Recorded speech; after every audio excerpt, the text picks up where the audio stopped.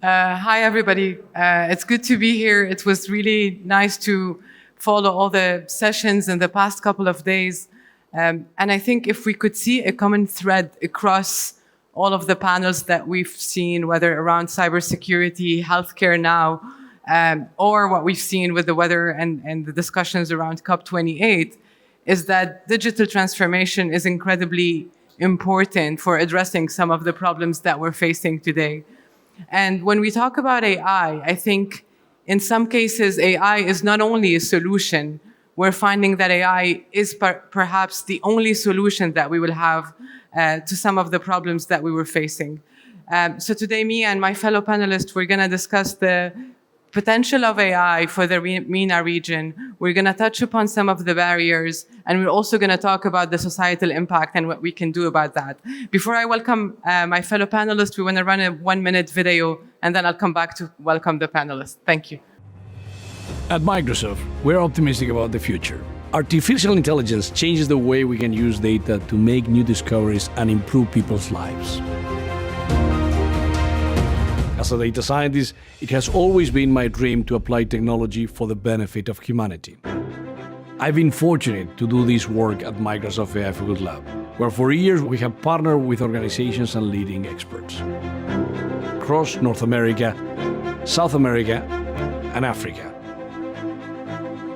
We are using AI to update maps of communities around the world to help ensure they receive the essential resources they need, to understand where people and structures are located so we can better prepare for and respond to natural disasters. We can even use AI to assist doctors in early diagnosis of these diseases to help people live longer, healthier lives. In some cases, AI isn't just a solution, but is the only solution we have. Though we have learned and accomplished so much, there are still so many more opportunities to improve the lives of people around the world. We hope you join us in using AI for good.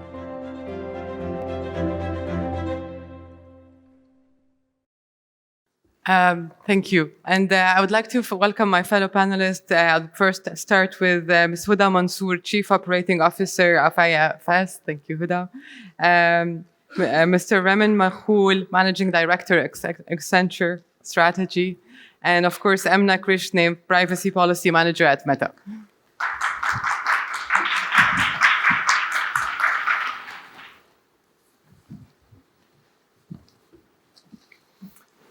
So thank you. I think it's great to be here. I know it's probably one of the last sessions, so thank you everybody for doing. I think when we chose the video, in all transparency, it was before the events that happened this week, so the link to natural disasters and all of that. So first, it's great to see everybody. I hope you had a safe couple of days. It's been definitely extraordinary, and I think to continue with the theme of sometimes we need to find the AI is not just the solution, it's sometimes the only solution. It's great to have my fellow panelists so we can unleash this a bit and see how it's applied across the MENA region. And I would say the most important part is what is our role as companies and particularly as US companies in helping to start the dialogue with governments, with private sector, with civil society on how we can unleash the potential of AI and continue to balance between innovation and of course, any risks that we want to talk about, and hopefully we'll manage to address that. I'll start with you, Huda. We've been having an interesting conversation before we go in, and then just to bring it a bit to real life, we were talking about what we've seen in the past year or so when we started with AI adoption and how it's been affecting our life. And I think one way we talked about it is that we all have this heavy workload. We come back to this series of emails that you get on a daily basis, and you always think, I wish there was a solution. So maybe, Huda, we start with that. Have you started using AI in a way that facilitated your life personally? And then I'll get to the enterprise.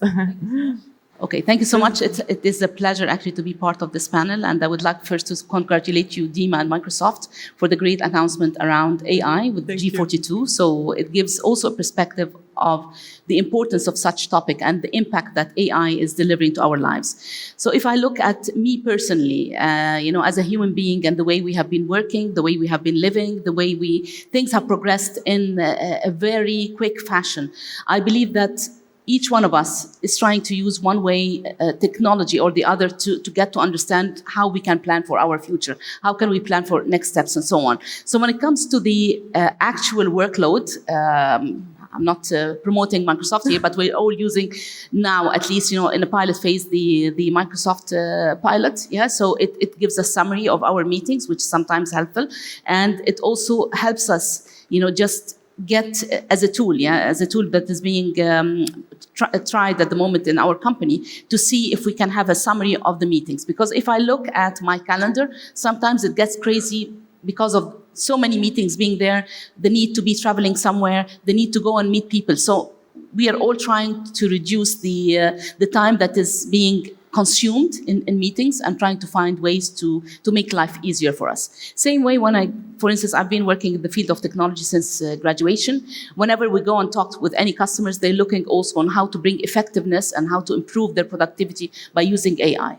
That's great. And I realized that I didn't ask you to introduce yourself. So if you might Yes. please as well. Absolutely. Thank you so much. So just to introduce myself, at the moment, I'm the Chief Operating Officer for IFS, which is a multinational software company covering Asia Pacific, Japan, Middle East, and Africa. I'm a very proud board member of AmCham Egypt. And also I'm a board member of Commercial International Bank and Centamin, which is a mining company. Thank you. Thank you. Raymond, I'll go to you as well, if you can introduce yourself, and maybe if you can talk about if you're using AI personally as well in your day-to-day. No, absolutely. I mean, Gen AI really has disrupted the way we do work.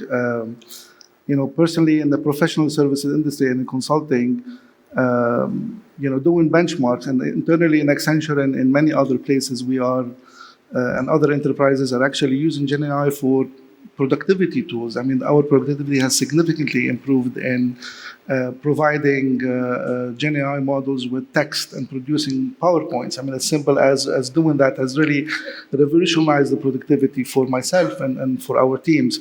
And as Accenture, we're investing heavily in actually putting AI at the heart of productivity tools, and that's something really that's impacted me personally. Myself, I'm Raymond Makhoul. I lead the public sector strategy business for Accenture in the Middle East, and I had the chance to work on national AI agendas, sectoral AI agendas in the region, in terms of how can we actually have the region rotate to AI and bring it to the forefront of our society. And happy to be here and contributing to this valuable discussion today. Thank you, thank you. I'll move to you, Amna. Same question. If you can introduce yourself and tell us if you've used AI in your day-to-day and how it helped you. Sure. So, Emna Krishan. I am the Privacy Policy Manager for the Middle East, North Africa, and Turkey at Meta. The way we do privacy policy is that we also accompany authorities and we provide our feedback to the regulations that will be put in place, provide feedback on these, and then when it comes to data protection and privacy events and activities, we also try to be there, trying to discuss also with experts privacy-related issues in the region so that we can try to find solutions and transmit all of these all of this output to the company and work on this feedback as well. We invested heavily on AI and on privacy because it requires a lot of work when it comes to privacy. Since 2019, Meta has invested more than $5.5 billion US dollars on privacy and recruited, we were a few hundred in 2019 working primarily on privacy. Today we are more than 3,000, and all of these efforts also tend to accompany the AI development as well. Perfect, thank you. Huda, I'll move to you, and in your role as a Chief Operating Officer, I'm sure you get a lot to know about how the decision-making process of executives when they're choosing their technology portfolio. And how do you think AI has impacted that? And what can you share with us about this? Absolutely. So I will start maybe by just giving a snapshot a couple of years ago. So a couple of years ago when I also used to cover a big region, including Southern Europe, Middle East and Africa, just a few years back, when we were talking about AI at the time, you could hear or sense from customers we're not ready, even in the European side of the world. However, here, I think everyone who's living in the UAE would acknowledge that UAE was the first country ever to appoint an AI minister, right? So there was disparities in the appreciation of how AI would really impact lives. Now, when I look at the discussion that's taking place with different parts, Japan and Sydney or Australia, because I just arrived from there, and versus here, I still believe actually that the Middle East, being so young, yet so progressive in the way we're thinking, you will find this in Saudi, in UAE, in Egypt, everyone is considering AI as part of their digital transformation journey. So it's no longer a phantom, it's no longer something that could be nice to have, but it's not our problem now. I believe seriously the decision makers across the globe are understanding and realizing the value of AI and what it can bring them. And I think that's great because I feel like the idea is that when technology is adopted, it doesn't wait. You don't have to go through all the blocks. And I think there's a real opportunity here for AI to be a game changer, both for the Middle East and for North Africa. And I think, Raymond, you said you work with the public sector, you work with governments. What are you seeing from the government perspective, both from their own adoption of AI and also how they're accelerating adoption within their governments? No, absolutely. I mean, I think government in our region are really acting as public entrepreneurs in terms of accelerating the national rotation to AI. So on that front, we see government investing in infrastructure. They realize they have a role to play in democratizing access to the compute technology so that we have inclusive and equitable development of AI across private sector, small and medium enterprises, startups. So an important role in building national infrastructure for AI. We've seen, for example, Microsoft and other companies, Google, establishing hyperscale data centers here and also bringing compute power to the region. So that's an important element that the government is doing. At the end of the day, AI is a human transformation. So upskilling the society, upskilling the government workforce, upskilling the private sector workforce is an important task. So we've seen government really building up national upskilling programs around not only the development of AI, but also how human will interact with AI. That's going to be really an important element. In terms of adoption, I think we've seen key use cases, early use cases around government efficiency. For example, call center, using the AI in the call center to triage calls. OCR, optical character recognition, and receiving, let's say text, and really try to understand how can we help the agent in processing efficiency of applications or claims or requests. So we've seen a lot of that, and also early use cases in progressing the Arabic language, and we've seen NLP models being generated both in Saudi and UAE, and that's something that really would advance the adoption of Arabic as a language in the model. But equally important, I mean, the government has a role to regulate the usage of AI. AI as a technology, really, there's nothing wrong with it. It's really how we intend to use it, and the government is being active on developing guardrails in partnership with other global governments on how do we bring responsible adoption, responsible use of AI to the region. Absolutely. And I think responsible adoption of AI is going to be a major issue because the technology is being developed constantly and at a very exponentially. And I think making sure that we're balancing between innovation and the risk is going to be a major issue. And it's a common responsibility on all of us and all of us stakeholders, whether as companies in private sector, governments will have a role to play, civil society will have a role to play, and the public as well with skilling. And I think we will get all to that.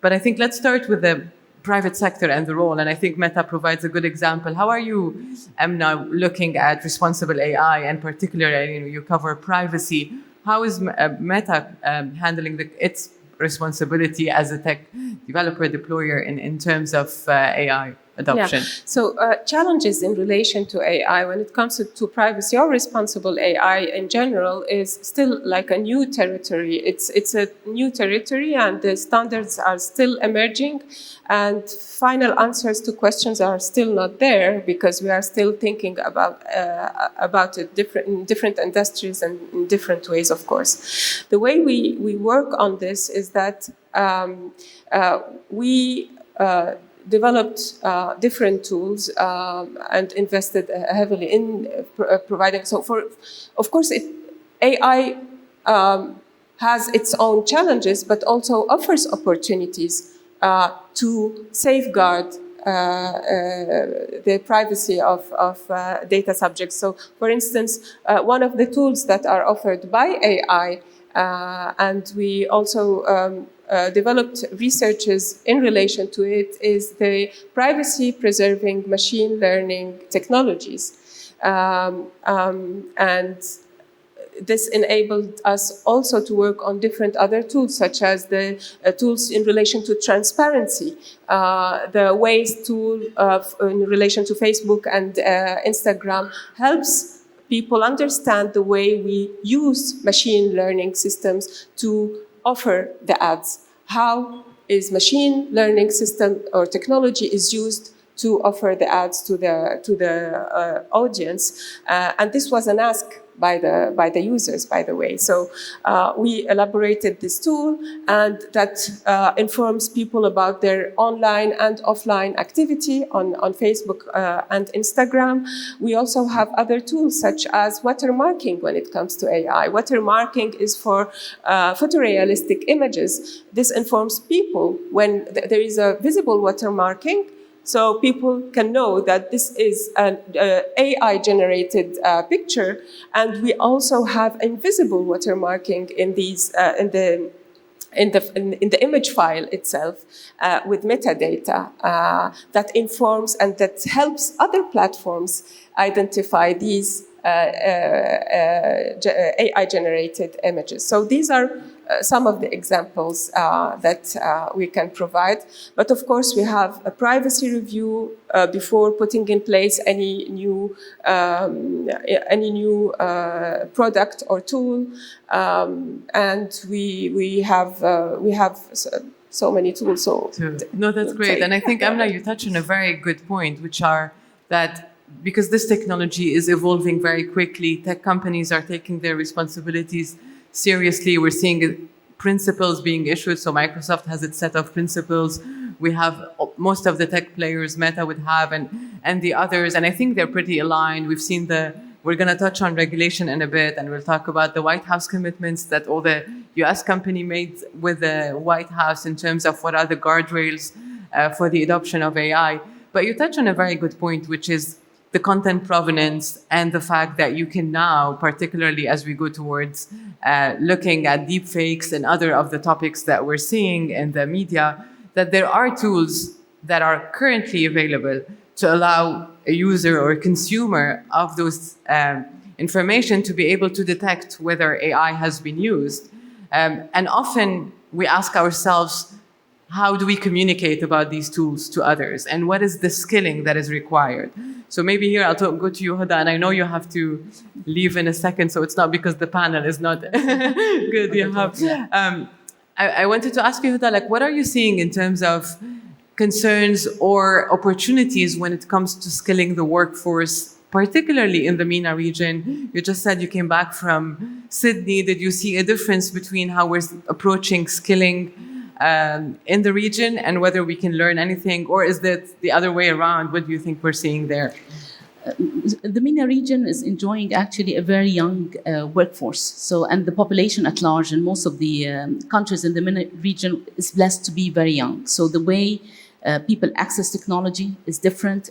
Almost everyone, even in the poor communities, they will have access to mobile phones. So they will prioritize, it is their ID. You know, you feel that even the young kids now, they have their first thing that they will look at is getting the mobile phone. So access to technology is immense. Understanding and adopting technology as well is immense. But at the same time, we in our region, we see that there is disparities when it comes to access to digital technologies, when it comes to access to education. So there was actually a joke that went viral last week. Maybe my Egyptian colleagues here will remember it.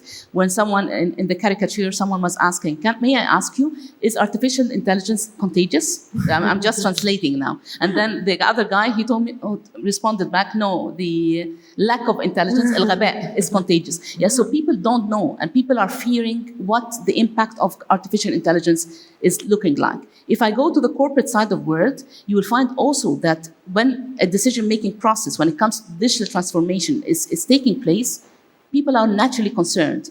Is my job going to go away? And you will find most likely that the decision-making process could be impacted by people having fear of losing their jobs, having fear of not being able to cope with the new technology, and so on and so forth. So those fears exist in the MENA region. They exist also in other places. But I believe that having the foundation of the young talent is something that is really helpful in accelerating the adoption of technologies and making sure that we just embrace on it faster. I think you raise a great point here, because I think when we ask what is the uniqueness of the MENA region, I think the youth always comes up as the answer. We have a huge demographic potential with the youth that is here, early adopters of technology. I think if you go anywhere, whether in Egypt, in Nigeria, in Saudi Arabia, and when you talk about gaming, for example, and the opportunity that gaming offers, people are familiar with gaming from a very young age. I remember once we were in a conference and we were talking with a group of people who adopt technology and saying, what was most effective to you? And the answer we got was, we actually learned English through gaming because we needed to understand the language so we can get to the next level. And that was a great motivator. And I think with AI, we can be trustful that it would be the same approach. The work of the future is not something that we necessarily know what it is now. And while some jobs might change in nature, there's likely to look very different when it comes to our kids and the generation after. So I think, Raymond, maybe to you, like, what are you seeing in terms of government reinforcing the adoption of youth of technologies and making access? You talked about democratizing access. What would that really entail? What would be the responsibility potentially of government and of the private sector to democratize this access? In terms of, the government, as I said, really are playing more of a facilitator role and interventionist role in helping the region and the country rotate to AI. An important element of that is today, as you know, compute power is very expensive, and it's only accessible to companies with deep pockets.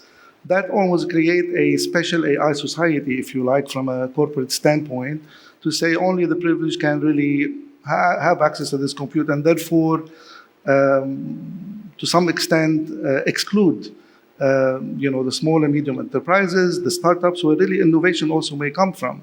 Therefore, the government, of course, realized that this is one of the key hurdles in accelerating the AI adoption and the development of AI in our region.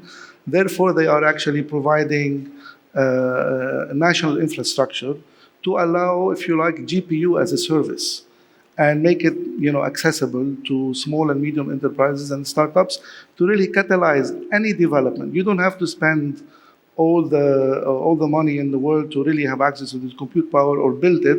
The government can play a role in providing some of this funding and make it accessible to the private sector, both private sector and government. So that's really an important enablement role that the government is playing in democratizing access to compute power. To upskilling, obviously, this is another important dimension for the government in doing that, availing grants in developing use cases. Today, there are many funding programs within governments to actually, you can partner with the government on delivering on use cases. And in fact, some of them are taking an open approach to developing use cases by declaring the open demand for use cases. For example, in Saudi Arabia, Sadaya is an entity where they're actually publishing AI use cases and soliciting support and funding even for startup to work with them. So that's something also that's actually accelerating this movement.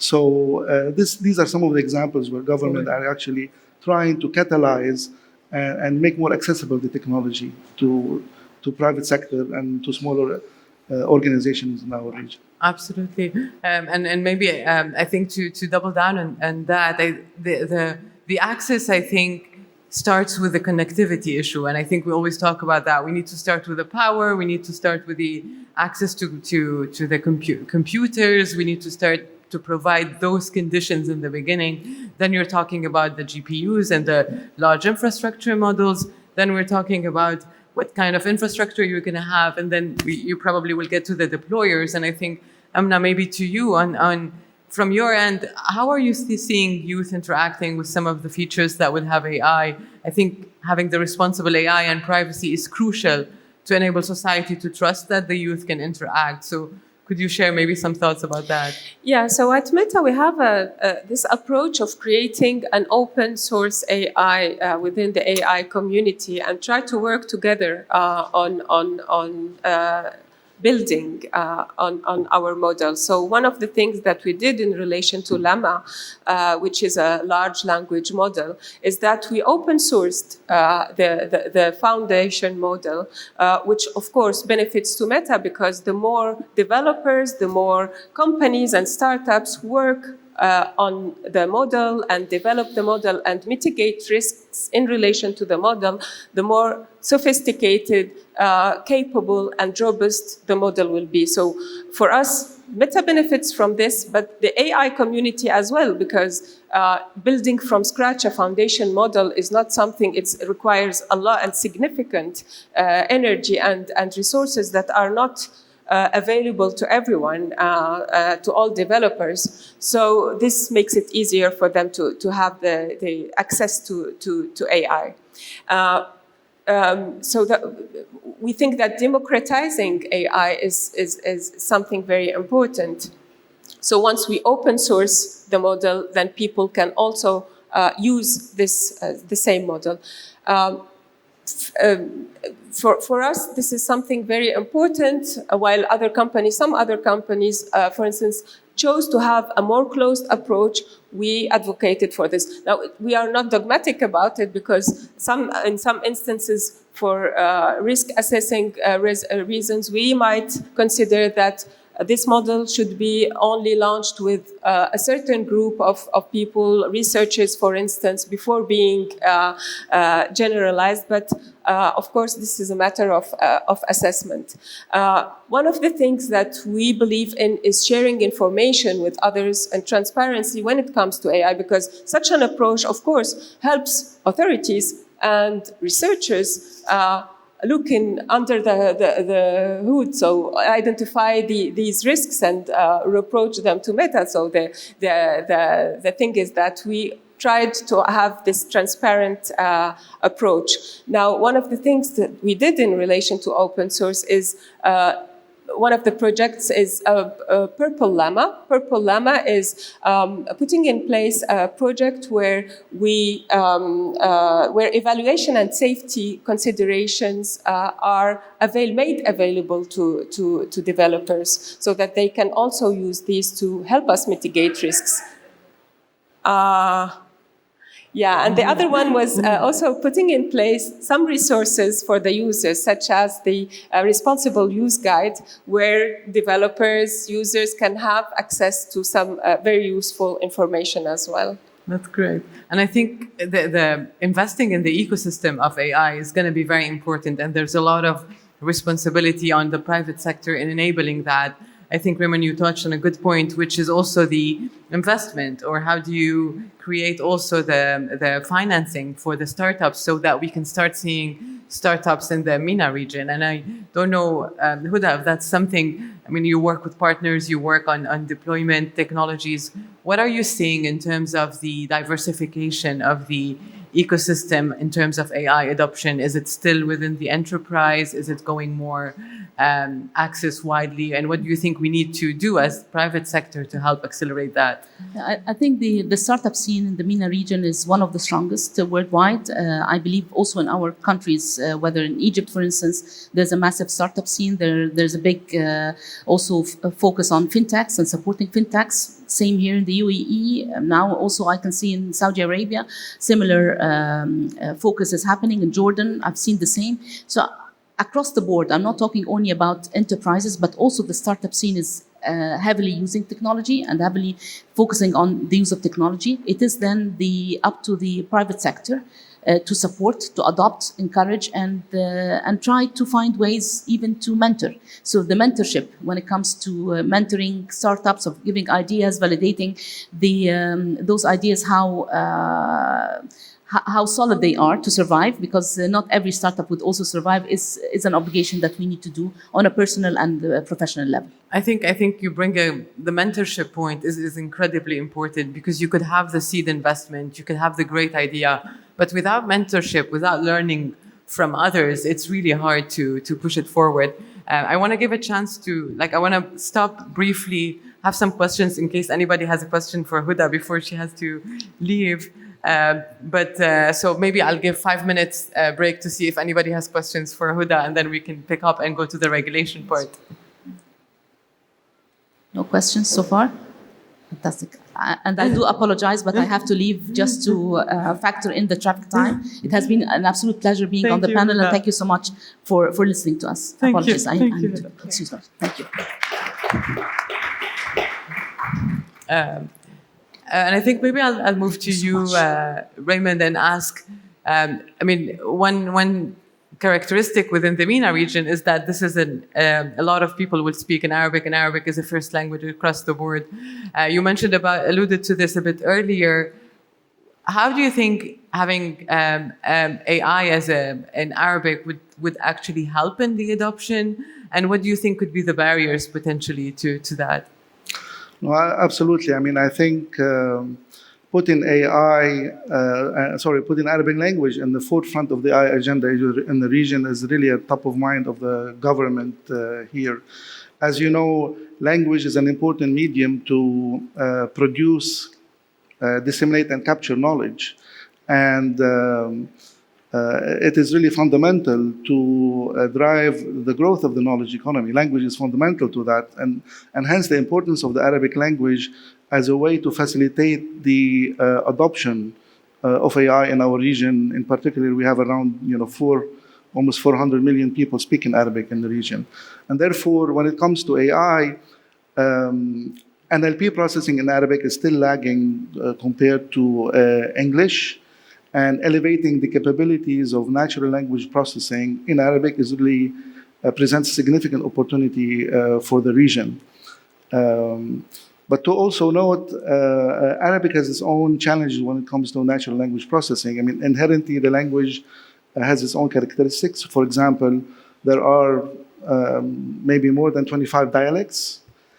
Certain words in Arabic can have up to 7 pronunciations, and maybe more than 10 interpretations depending on the context. So that makes it a bit challenging. But nonetheless, I think this presents really a significant opportunity for the government and the private sector to really collaborate on cracking the case for Arabic in the region. Around mainly 3 areas. One, the key, today we have large language models. The issue is availability of data on training those large language models. So the government can play, along with the private sector, a good intervention on building the reference data Arabic corpus. So whereby having curated quality data where the language models can be trained on, but this data need to be nuanced with local dialects and sector-specific data. So I can find quality data on the different dialects, so we train the models for the different nuances we have in the region and different countries, but also sector-specific in healthcare, in education, in government. That's really important. 2, advancing the technology of large language models to be better trained on processing language of Arabic. So there's progress already made. We've seen JACE from the UAE being produced, Alam in Saudi, and perhaps other language models. Retraining those on quality data will further progress their capability in processing language. for Arabic, and that's really important.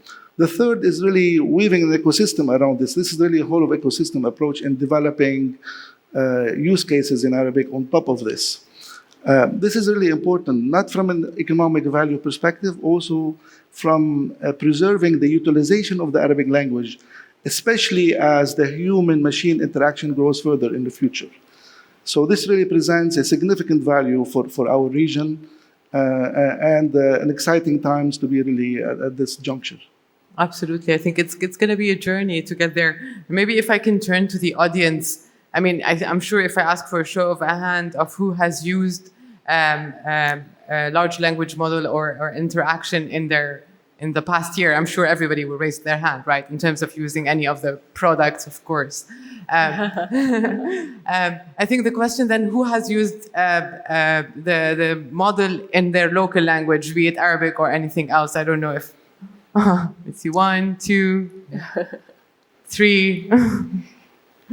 So another question would be, do you think that would be, like, would you think about going about using it in a local language if it was available, for example, for the same people who answered? Or yes, is that okay? Yeah, please go ahead. And I think we can take like more elaborate questions. So if anybody wants to talk, we can get you a mic. I think we'll get you a. Okay, I want to quote the cybersecurity panel which we had yesterday with your colleague Aiden. He said yesterday that he has been receiving spam mails in fluent Turkish, which is generated through AI. Before, we used to find grammatical errors in spam mails usually, but now they are very fluent. So is it that hackers are unleashing the potential of AI faster than the developers? That's a great point. So it's because a learning model feeds on data, and the scammers are feeding fluent data to it. So why can't we as the developers do that? I think you make a great point. And I think when Raymond and I we were discussing that, we said that one question that you ask yourself is, what is the corpus of text? What is the data set that we have that would contribute to that? And I think, Emna, maybe you can contribute as to, like, how do we make sure that we have digitization of the existing content, and also what is the corpus of text we're going to feed? Yeah, absolutely. So I wanted to say something about the language used in AI. So one of the projects within Meta, because we believe in the importance of adapting the AI tools and the systems to the different audiences, is something called No Language Left Behind. We gathered and we are working on more than 200 languages and dialects, so including very specific dialects that can be very important in the AI systems development, of course. But in relation to what was mentioned, the spam, and these are challenges, of course, and these are risks that are identified. These are things that, of course, any developer or any company should work on, try to minimize these risks. And as we said, as I said previously, this is still a nascent landscape, or not really nascent, but at least the challenges, we are still working on them. We are still trying to find solutions to try to counter these risks. What I wanted to say is that, and insist on the fact that the AI, when we are talking about AI, we are talking about risks, such as the eye tracking issues, facial recognition, facial and speech recognition, this kind of risks. Of course, they exist. We are also talking about existential risks, and let's try to talk about these in a minute. But these risks exist, of course. And the way we want to work with, on these issues, on these risks, is really to try to identify whether it's existential risk. First of all, existential risk is a broad term, we want to try to define the term first of all, or try to find the scope of this, and then try to identify the risk associated, so that we try to identify the risk, the impact, and develop adequate tools to counter these risks, so that we can also continue working on AI and developing AI. We shouldn't. I don't think that we should say, okay, there are so many risks associated with AI. This approach will prevent us from developing and working on AI. I think rather than this approach, we should have this approach of saying, where are the risks? Let's try to identify them. Let's try to identify the imminent risk, and then try to work on it and elaborate and find solutions to these.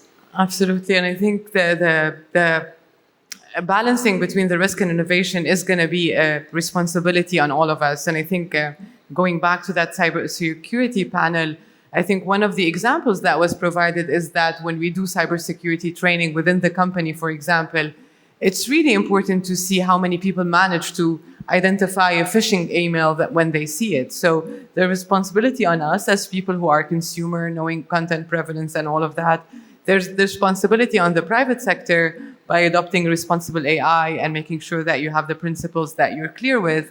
But there's also the responsibility on the regulators. And I think that's maybe a good segue for that conversation. When Cara and I first started talking about the panel, she asked me a very interesting question that kind of triggered our conversation. And that was, what kind of regulation do we see or foresee from our seat today for AI? Would we see something uniform going around the world, or maybe on a MENA region? Or do we see more country-level regulations starting to come here and there and that? And I think that the core kind of addressing, the core way of addressing this is to think that this technology is going to be global by nature, and that the cross-border data flows or cross-transfers of technology is going to be crucial for the adoption of technology. Whether you are a developer in the UAE or in Egypt and you want to have your product used in the EU, or if you are the other way around, if you want to use US technology in any of those markets. So we're talking about interoperability of regulations, and that is to make sure that regulations, as they are starting to develop, that we make sure that we have a sort of alignment between the countries on how do we want to balance innovation with the regulation of risk and putting the right safeguard and guardrails in question. So to you, Raymond, I know you work with governments. How are you seeing the approach of government to regulation, and how are you potentially having conversation about that as a consultant in this field? We are seeing a lot of government-to-government collaboration internationally and globally, and also driven by organizations like the UNESCO and United Nations. So I believe quickly we're going to get into a convergence of a normalization of global standards to be nuanced with country-specific, let's say, tailoring. But to a large extent, there will be a core body of normalization, standardization of these regulations to ensure, fairness, ethical use, and so on, and privacy, and maybe tailoring at the country level. But also the more important thing is, once these regulations are in place, what to do with them. And I think this is the kind of what the role of the private and public sector becomes very important. So for instance, we see government already acting to establish certification centers in terms of how do I take these regulations and make them practical into tools that says I can take AI solutions or AI models, test them for compliance with my national ethical standards. Similarly, private sector needs to change the way of working to make sure we have the right accountabilities, the right tools, the right responsibilities, the right processes in place for the adoption of these regulations.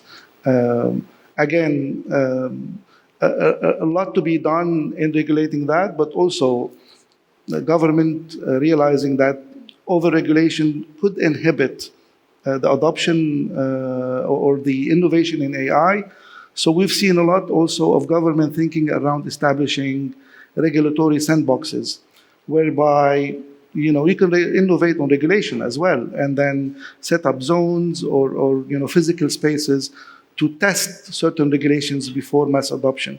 Now, will you do that on every possible solution? Probably not. But clearly, this is a way to mitigate the risk of regulatory actions to inhibit innovation. And government are really taking steps toward establishing such sandboxes. Absolutely. I think governments are, because of the realization of how important the adoption of AI technology is, and the potential that it could unlock. I think we're seeing a really thoughtful consideration by both governments and the private sector about how to balance between the necessity of regulation and managing risk, and focusing on a risk-based approach. And I think when you focus on a risk-based approach, you realize that a lot of our existing regulations already cover a lot of the aspects of AI deployment and development, and then you're not left with a lot unless you're talking about the large deployment model. So for example, when you mentioned the UN resolution, I think that was a great achievement by all the countries coming together and issuing kind of general principles about AI and how to have responsible AI across the countries, which was seen as a great development across the world.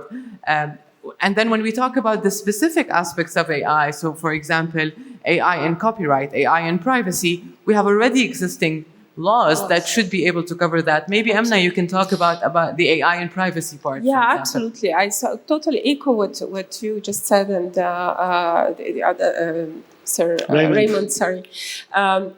So first of all, let's try to think about the existing regulations.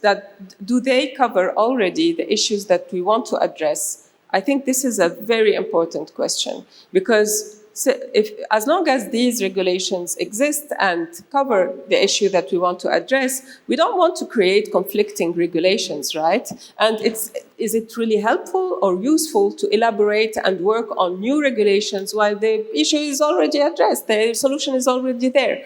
So I think this is a very important question to ask. The second thing is the risk-based approach that you just mentioned. I think that thinking about the specific risks that exist, the imminent risk that exists, trying to assess these risks and find adequate solutions is the best way to do this. Maybe using principles instead of like very regulations that would be very sanctioning regulation. And rely also on the accountability of the companies, because it's in their own interest that this ecosystem continues to work very properly and develop as well. So I think the accountability is also to take into consideration, putting in place principles, not put in place also conflicting regulations is key. Now, I wanted also to highlight the importance of collaboration. The example of sandboxes, we also have something called Open Loop at Meta, where we also collaborate with policymakers, experts, various stakeholders to work on prototypes when it comes to regulations that would be put in place, and try to find the best solutions, test the different solutions, and try to come with the most adequate ones to the risks that have been identified. Collaboration is key. We do it. For instance, when I mentioned the privacy review. This is something very important at Meta when we are working on a new product or a new feature. We want to test it from a privacy perspective. We want to test it from a security and safety perspective. So we also collaborate with researchers, different stakeholders. For instance, for the Ray-Ban stories, the eyeglasses that are becoming very intelligent and improving with time. So one of the things we wanted to think about is, for instance, how to inform people when someone is taking pictures or someone is trying to capture pictures of them. So one of the things that we put in place is the LED light that would inform people once a picture is taken. The second thing is advise people and put in place notifications on the app level to advise them to turn off the glass if we are in a private, for instance, in a private space. But collaborating with people, with experts, we used it a lot when, in relation to the Quest Pro, product that was launched by Meta. It has eye tracking capabilities. And one of the issues that we worked on with the experts was how to inform or how to design and how to put in place the appropriate language for the opt-in mechanism and the opt-in screen. And we had to work with many stakeholders to optimize this aspect. So collaboration is key. That's key. Yes. Absolutely. And Raymond, do you see, I think when we look at having an enabling regulatory environment, I think that brings us back to technology adoption generally. AI is not going to create a separate kind of work stream when it comes to adoption. We have an existing digital transformation mandate. A lot of the countries across MENA have had that in their vision, in their national strategies. And AI is coming to accelerate it in a way. But the barriers to digital transformation are going to be the barriers to AI. When we talk about the existing laws and regulations, do you advise and are you seeing interaction with governments? That's definitely something that we're constantly talking to policymakers about, how to create and foster that enabling regulatory environment and make sure that it's inclusive and equitable, as you mentioned earlier. What is your experience around that as well? I think in a region where we are really trying to promote this, global collaboration becomes key. Innovation is happening across the world, allowing private sector companies here and governments to collaborate with private sector in the region and abroad becomes an important element. So developing national data policies that would cater to such openness becomes really, really important. If governments adopt restrictive policies, for example, on data flows, that has the potential of hindering innovation, potential of actually diminishing the value of the data economy and of the AI economy. So there are national regulations that need to adopt from a data perspective. There is also regulation on privacy. It's really important to protect the privacy of citizens, and already GDPR and equivalents are already in place. But making sure we have the right interpretation for these policies for the use and advancement of innovation, and in AI in this case becomes really really important. And developing policies around, including the small and medium enterprises is key. So reinvent the way you procure as a government. If you really want to foster innovation in your ecosystem, government procurement today are very restrictive in terms of the financial requirements that you have to work with the government. We would expect government to be, in our region, one of the big spenders around these technologies. So facilitating access even to government funding, government programs, is an important regulation to look into to really make sure that we have more equitable, more accessible development for this. Absolutely. And of course, encouraging multinational to relocate to the region becomes an important policy aspect. So how do we put policies in place to attract multinationals, the right technologies, creating special economic zones for and incentives for certain AI companies, not only hyperscalers, but other multinationals to be located in the region becomes an important economic play. Absolutely, because when you look at the tech stack, you're going to need investors and players on each of those levels, whether that's the infrastructure, the deployment, the app development. Maybe this is a good time to open up to also contributions and questions from the audience. I think on any of the topics that we've talked on, we talked about initially, we talked about use cases. So anything you want to touch on use cases. We talked about societal impact and the importance of skilling and the youth potential. And we talked about regulation as well and responsible AI adoption. So welcoming any questions or comments from the folks. Thank you. Yeah, hi, my name is Zafar. I'm from Phi Corporation. This is about the guardrails you guys have been speaking about. I think this goes to Amna and also to Dima. Most of the large language models are trained on open data, which is a vast amount of data. My question is that now these models are used by kids as well, children.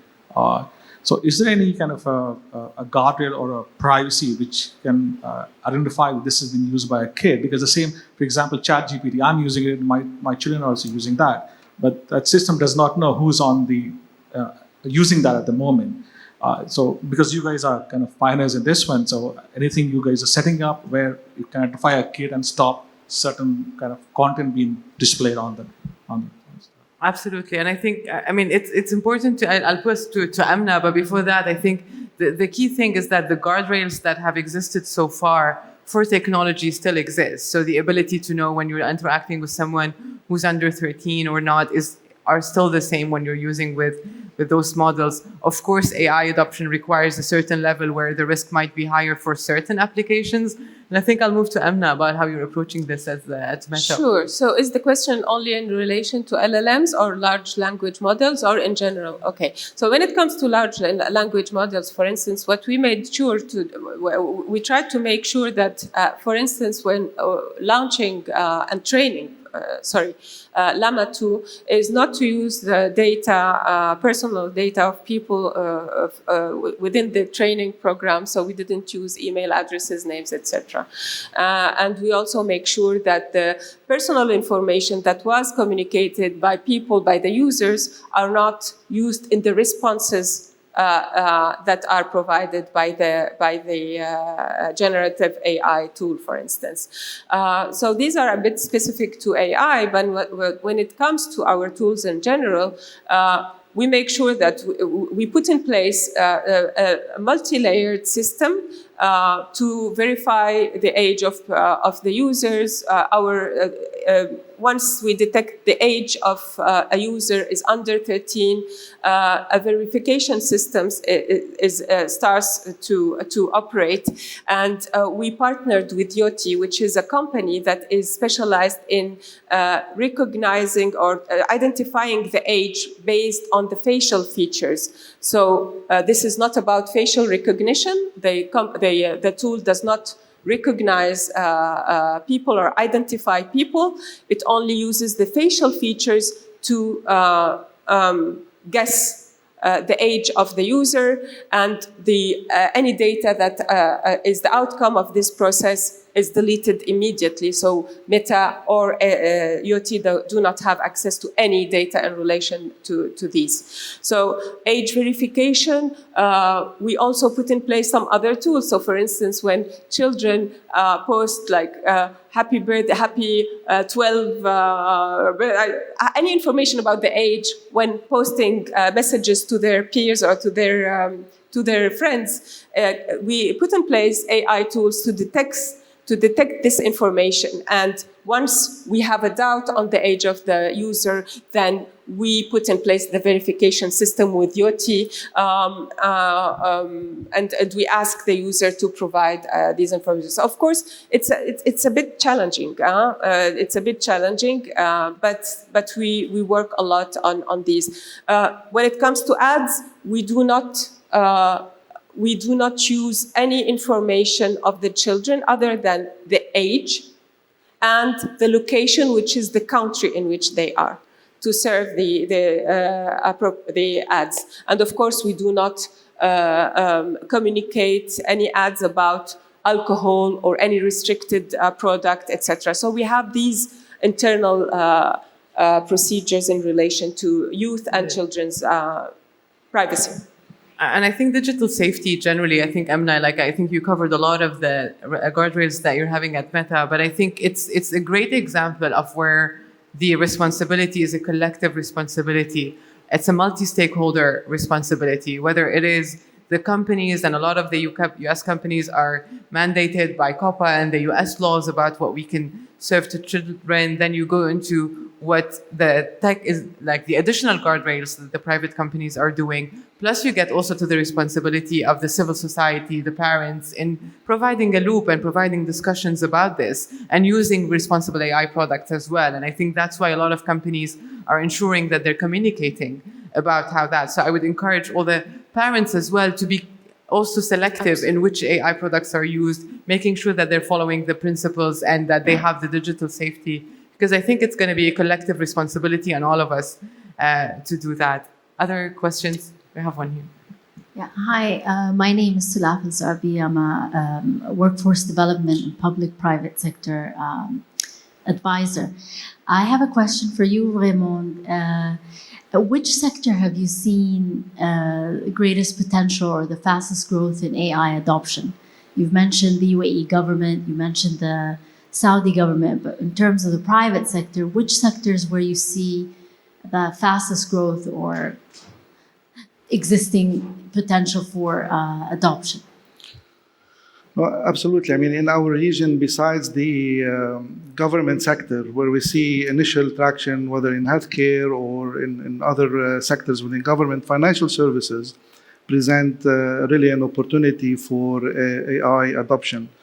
If you think about the efficiency that can be brought to the back office from AI around using optical character recognition, process automation, decision-making, creditworthiness, and a lot of application really for AI. We see a fast uptake in financial services in the region around AI use and adoption.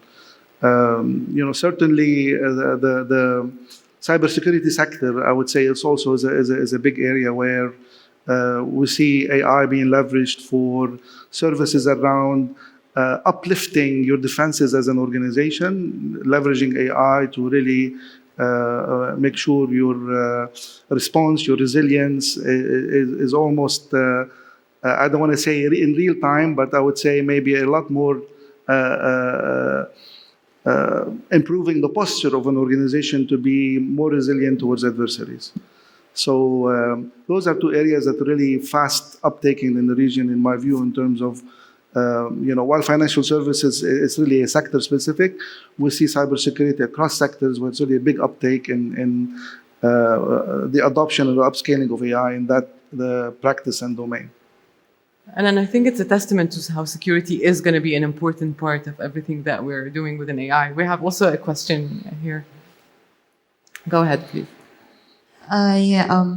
Since AI is a huge, impressive impact it's a game changer in every industry in the sector.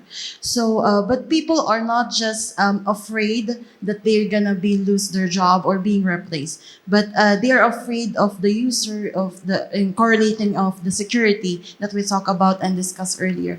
So, unfortunately, AI is being used by hackers. They are being used to personal data breach, fraud. We're in AI facial recognition and voice. They can copy it and they just act as a fraud to everyone to commit a crime. So for this one, they are creating a non-existing scenarios somehow that can be used against the people and for the personal security of its users. So what do you think in correlated to the government as well? Do you think the government can take a risk for this, for their people to conduct this AI generated and with the private sector?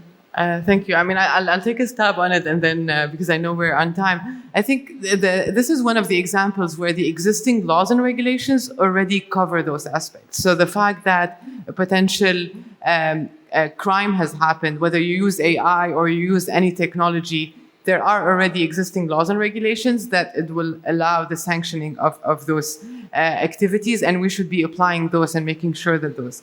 So again, it goes back to the collective responsibilities.